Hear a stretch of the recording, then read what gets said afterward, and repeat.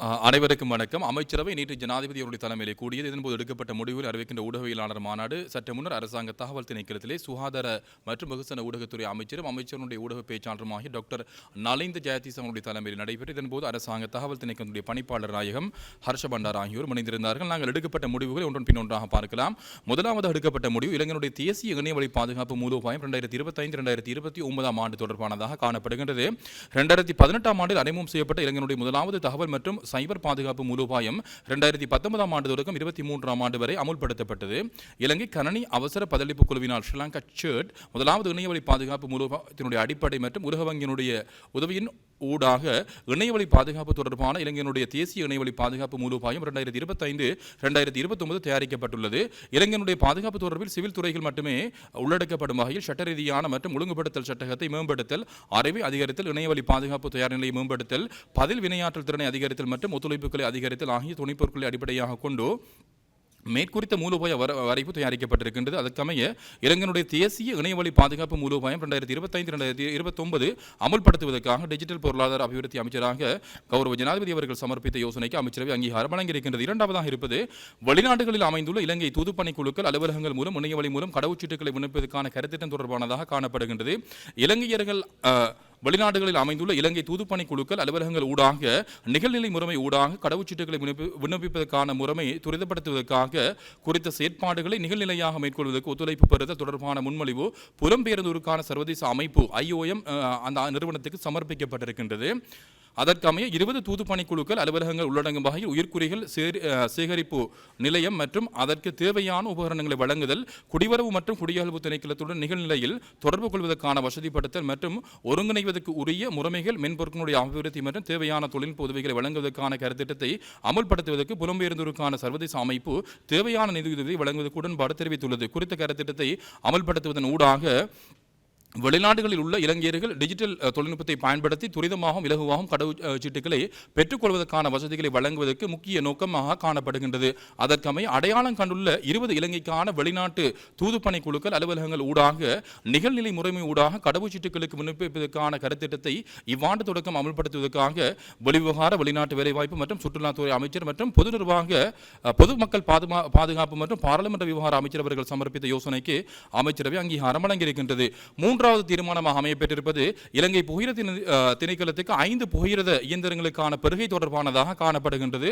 போக்குவரத்து நெரிசல் மிக்க பிரதேசங்களில் பயணிகள் புகையிரதங்களை சேவையில் ஈடுபடுத்துவதற்கு பொருத்தமான புகையிரத இயந்திரங்கள் தற்போது இலங்கை புகையிரத திணைக்களத்திடம் காணப்படவில்லை. அதனால் நாளாந்தம் சேவையில் ஈடுபடுத்தப்படும் புகையிரத இயந்திரங்களில் பெருமளமானவை 20 ஆண்டுகளுக்கும் அதிக காலம் சேவையில் ஈடுபடுத்தப்பட்டுள்ளமையால் அடிக்கடி திடீர் இயந்திர கோளாறு ஏற்படுகின்றது. அதனால் நாளாந்தம் தமது தேவைகளுக்கு புகையிரதங்களை பயன்படுத்தும் பயணிகள் பல்வேறு சிரமங்களுக்கு முகம் கொடுக்கின்றார்கள். தற்போது இயங்குகின்ற புகையிரத சேவைகளை மேற்கொண்டு செல்வதற்காக குறைந்தபட்சம் 96 புகையிரத இயந்திரங்கள் தேவைப்படுவதாக அறியப்பட்டிருக்கின்றது. தற்போது சில புகையிரத இயந்திரங்கள் பற்றாக்குறையாகவும் காணப்படுகின்றன. அதற்கமைய போக்குவரத்து நெரிசல் மிகுந்த பிரதேசங்கள் மற்றும் நீண்ட தூர சேவைகள் ஈடுபடுத்துவதற்காக 5 புகையிரத இயந்திரங்களுடைய பெருகைக்கு போக்குவரத்து நெடுஞ்சாலைகள், துறைமுகங்கள் மற்றும் சிவில் விமான சேவைகள் அமைச்சர் அவர்கள் சமர்ப்பித்த யோசனைக்கு அமைச்சரவை அங்கீகாரம் வழங்கியிருக்கின்றது. அடுத்ததாக டேஸ்பெரி ஆக்ஷமின் மெய்லட் BP 500 மில்லிகிராம் தடுப்பு மருந்து குப்பிகள் 4 லட்சம் விநியோகிப்பதற்கான பெருகை தொடர்பாக காணப்படுகின்றது.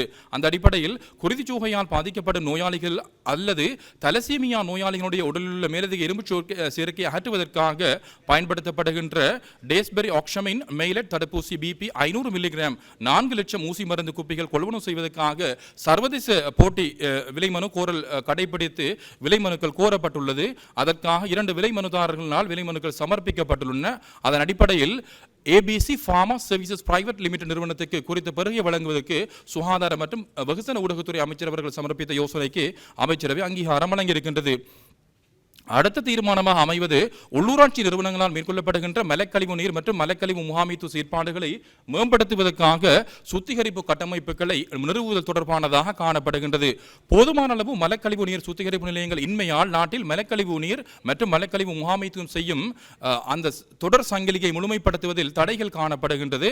அதனால் சில சந்தர்ப்பங்களில் ஒன்று சேர்கின்ற மலக்கழிவுகள் முறையற்ற விதத்தில் திறந்த சுற்றாடலில் வெளியேற்றப்படுகின்றன. கழிவு முகாமைத்துவம் தொடர்பான தேசிய கொள்கையின் கீழ் மலக்கழிவு மலக்கழிவு நீர் மற்றும் மலக்கழிவு முகாமைத்துவத்துக்கு தேவையான உட்கட்டமைப்பு வசதிகளை அபிவிருத்தி செய்ய வேண்டிய தேவை இனங்காணப்பட்டிருக்கின்றது. அதற்கமைய கிளீன் ஸ்ரீலங்கா நிகழ்ச்சி திட்டத்துக்காக ஒதுக்கீடு செய்யப்பட்டுள்ள நிதியிலிருந்து 200 மில்லியன் ரூபாய் தொகையை பாவித்து தெரிவு செய்யப்பட்டுள்ள உள்ளூராட்சி நிறுவனங்களில் இயந்திர பொறிமுறை மலக்கழிவு சுத்திகரிப்பு நிலையங்களை நிர்மாணிப்பதற்காக பொது நிர்வாக மாகாண சபைகள் மற்றும் உள்ளூராட்சி அமைச்சரவர்கள் சமர்ப்பித்த இந்த யோசனைக்கும் அமைச்சரவை அங்கீகாரம் வழங்கியிருக்கின்றது. அடுத்த தீர்மானமாக அமைவது 2ஆம் நிலை பராமரிப்பு மருத்துவமனைகளுடைய இயலளவை மேம்படுத்தும் வேலை திட்டமாக காணப்படுகின்றது.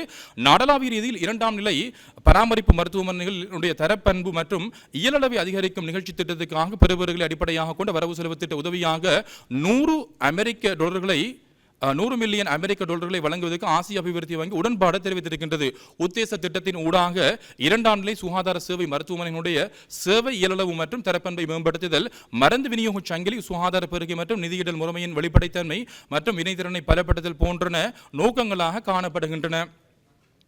பெறுவோருக்கு கிடைக்கும் கடன் வழங்க முறைமையை ஊடாக வழங்கப்படும் மேற்குறித்த நிதியை பயன்படுத்தி குறித்த கருத்திட்டத்தை 2025 தொடக்கம் 30ஆம் ஆண்டு வரை அமுல்படுத்துவதற்காக சுகாதார மற்றும் வெகுஜன ஊடகத்துறை அமைச்சர் அவர்கள் சமர்ப்பித்த யோசனைக்கும் அமைச்சரவை அங்கீகாரம் வழங்கியிருக்கின்றது. 7வது தீர்மானமாக அமையப்பெற்றிருப்பது 1954ஆம் ஆண்டின் 19ஆம் இலக்க கடை அலுவலக ஊழியர்கள் ஊழியத்தையும் ஊதியத்தையும் ஒழுங்குபடுத்தல் சட்டத்தினுடைய ஒழுங்கு விதிகளை திருத்தம் செய்தல் தொடர்பானதாக காணப்படுகின்றது. 1954ஆம் ஆண்டின் 19ஆம் இலக்க கடை அலுவலக ஊழியர்களுடைய ஊழியத்தையும் ஊதியத்தையும் ஒழுங்குபடுத்தல் சட்டத்தின் மூலம் கடை அலுவலக ஊழியர்களுடைய சேவை வசதிகள், சேவை காலம், மேலதிக நேர கொடுப்பனவு மற்றும் விடுமுறை தொடர்பான ஏற்பாடுகள் குறிப்பிடப்பட்டுள்ளது. குறித்த சட்டத்துக்கு அமைய தொழில் விடயத்துக்கு பொறுப்பான அமைச்சருக்கு ஏற்புடைய ஒழுங்கு விதிகளை வெளியிடுவதற்கான அதிகாரம் வழங்கப்பட்டிருக்கின்றது. தற்போது அமுலில் காணப்படுகின்ற ஒழுங்கு விதிகளின் அடிப்படையில் 18 வயது பூர்த்தியடைந்த ஒரு பெண் ஊழியர் தங்குமிட ஹோட்டலில் வரவேற்பு அலுவலர், பெண்கள் அங்கி அறை ஊழியர், பெண்களினுடைய ஆடை அறை ஊழியர்களுடைய அல்லது பெண்களுடைய மலசல கூட ஊழியர்களுடைய கர்மங்களில் பிற்பகல் 6 மணிக்கு பின்னர் மற்றும் முற்பகல் 6 மணிக்கு முன்னர் சேவையில் ஈடுபடுத்தப்படக்கூடிய வசதி வாய்ப்பு ஏற்படுத்தப்பட்டிருக்கின்றது. இருந்த போதிலும் வதிவிட ஹோட்டல் மற்றும் உணவகங்களில் பணியில் ஈடுபட்டுள்ள உணவு மற்றும் பானங்களை வழங்கும் பெண் ஊழியர்கள் இரவு 10 மணி வரை மட்டுமே சேவையில் ஈடுபடுத்தப்படலாம் என்பதனால் குறித்த நடவடிக்கை செயற்பாடுகளை பேணும் போது பல்வேறு சிக்கல் நிலை தோன்றுகின்றது. இரவு 10 மணி வரை குறித்த நடவடிக்கை செயற்பாடுகளை பேணும் போது பல்வேறு சிக்கல் நிலை தோன்றலாம் என்பது சுட்டிக்காட்டப்பட்டிருக்கின்றது. அதற்கமைய தங்குமிட ஹோட்டல் மற்றும் உணவகங்களில் பணியில் ஈடுபட்டுள்ள உணவு மற்றும் பானங்களை வழங்கும் கர்மங்களில் ஈடுபடும் 18 வயதுக்கு கூடுதலான பெண் ஊழியர்கள் பிற்பகல் 6 மணிக்கு பின்னரும் முற்பகல் 6 மணிக்கு முன்னரும் பணியில் ஈடுபடக்கூடிய வகையில் 1954ஆம் ஆண்டின் 19ஆம் இலக்க கடை அலுவலக ஊழியர்கள் அந்த சட்டத்தினுடைய ஏற்பாடுகளை திருத்தம் செய்வதற்கு அமைச்சரவை அங்கீகாரம் வழங்கியிருக்கின்றது. இறுதியான தீர்மானமாக அமையப்பெறுவது தேச எல்லைகள் ஊடாக நாடுகளுக்கு இடையில் இடம்பெறுகின்ற இலத்திரனியல் வர்த்தக செயற்பாடுகள் மீதான வரி விதிப்பு தொடர்பானதாக காணப்படுகின்றது. இலத்திரனியல் வர்த்தக செயற்பாடுகளின் வேகமான வளர்ச்சியுடன் நாடுகளுக்கு இடையில் இடம்பெறுகின்ற இலத்திரனியல் வர்த்தக செயற்பாடுகள் ஊடாக இலங்கைக்கு மேற்கொள்ளப்படுகின்ற இறக்குமதியினுடைய அளவு கருத்தில் கொள்ளும் வகையில் அதிகரித்துள்ளமை அவதானிக்கப்பட்டிருக்கின்றது. இதற்கு உதவும் முறைமைப்படுத்தல் சூழமைவை உருவாக்குவதன் மூலம் சிறப்பான பொருளாதார நன்மைகள் கிடைக்கும். இலத்திரனியல் வர்த்தக செயற்பாடுகளை மேம்படுத்துவதற்காக இலத்திரனியல் வர்த்தக செயற்பாடுகளிலிருந்து வரி வருமானத்தை சேகரித்தலை முறைமைப்படுத்துதல் அரசால் மேற்கொள்ளப்பட வேண்டிய ஒரு தேவைப்பாடாக காணப்படுகின்றது. அதன் அடிப்படையில் குறித்த நிலைமைகளை கருத்தில் எடுத்து இலத்திரனியல் வர்த்தக செயற்பாடுகளுக்கு தற்காலிக தொழிற்பாட்டு சலுகை ஒன்று வழங்கல் மற்றும் குறித்த விடயம் தொடர்பில் நீண்டகால முறைமைப்படுத்தல் பணிச்சட்டகத்தை செய்வதற்காக தொடர்புடைய நிறுவனங்களுடைய உத்தியோகத்தர்களை உள்ளடக்கிய குழு ஒன்றை நியமிப்பதற்காக நிதி திட்டமிடல் மற்றும் பொருளாதார அபிவிருத்தி அமைச்சராக கௌரவ ஜனாதிபதி அவர்கள் சமர்ப்பித்த இந்த யோசனைக்கும் அமைச்சரவை அங்கீகாரம் வழங்கியிருக்கின்றது. இவைதான் நேற்று ஜனாதிபதி அவருடைய தலைமையில் எடுக்கப்பட்ட அமைச்சரவை முடிவுகளாக காணப்படுகின்றது. மீண்டும் ஒரு அமைச்சரவை முடிவுகளை அறிவிக்கின்ற ஊடகவியலாளர் சந்திப்பில் உங்கள் அனைவரையும் சந்திக்கும் வரை விடைபெற்றுக் கொள்கின்றோம். நன்றி, வணக்கம்.